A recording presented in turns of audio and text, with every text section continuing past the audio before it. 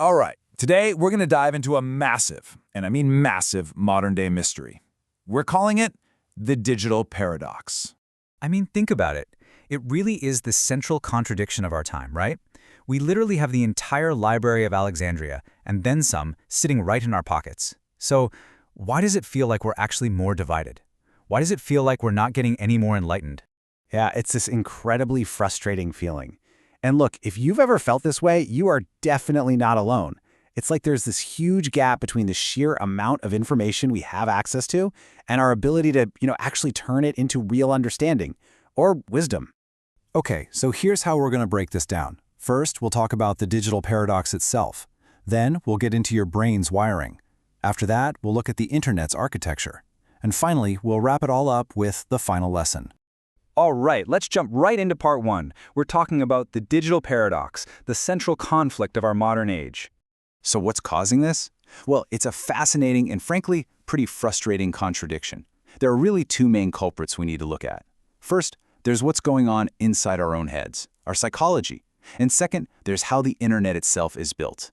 And that brings us right to our first culprit, your brain's wiring. It's all about how our minds can actually work against us. You can think of it like our brains come with this pre-installed software that, frankly, isn't always super helpful in the modern world. Okay, so the first big one, and this is a huge one, is something called confirmation bias. All it really means is that we have this natural tendency to look for and believe information that, well, confirms what we already believe.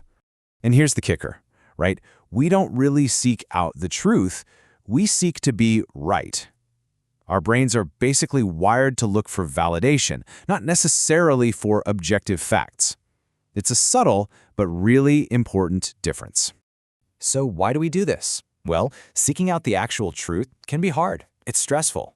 But finding something that proves you're right, that feels good. It's easy, it's pleasurable. Our brain is just taking the path of least resistance. And that brings us to the next piece of the puzzle, cognitive cost. It's a fancy term for a simple idea. Thinking is hard work. It actually takes a lot of mental energy to learn something new or process a really complex idea.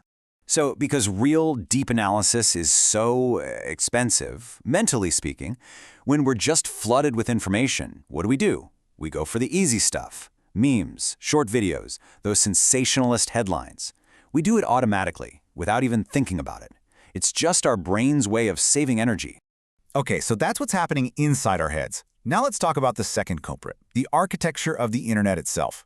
Because this is where we see how the system is basically designed to use our own psychology against us.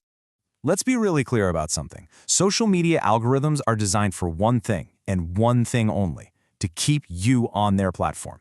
Their goal isn't to make you smarter or more connected, it's to keep you there. So how do they do that? Well, they build what are called echo chambers. It's a really simple but powerful process. First, you engage with some content you like. Then, the algorithm sees that and goes, oh, they like that, so it shows you more of the same. Pretty soon, your feed gets narrower and narrower until your reality becomes totally isolated from different ideas. And the end result of this, it creates this false sense that everyone thinks like I do. When you're in that bubble, it feels like your view is the only view, or at least the most popular one. And that makes it almost impossible to understand where other people are coming from. And this quote really sums it all up perfectly. Information is democratic, but our attention is limited and our instincts are tribal. You see, it's not about a lack of information. The problem is our limited attention and our very human, very tribal instincts. All right, so let's pull all of this together. This is the final lesson, and it's all about what this means for you. This isn't about pointing fingers or blaming anyone. It's just about understanding the world we're living in. So here are the key takeaways. Number 1, our brains are lazy. They prefer comfort over complexity. Number 2, the internet, as it's built right now, exploits this for our attention. And number 3, you put those two things together, and what do you get? You get division and misunderstanding.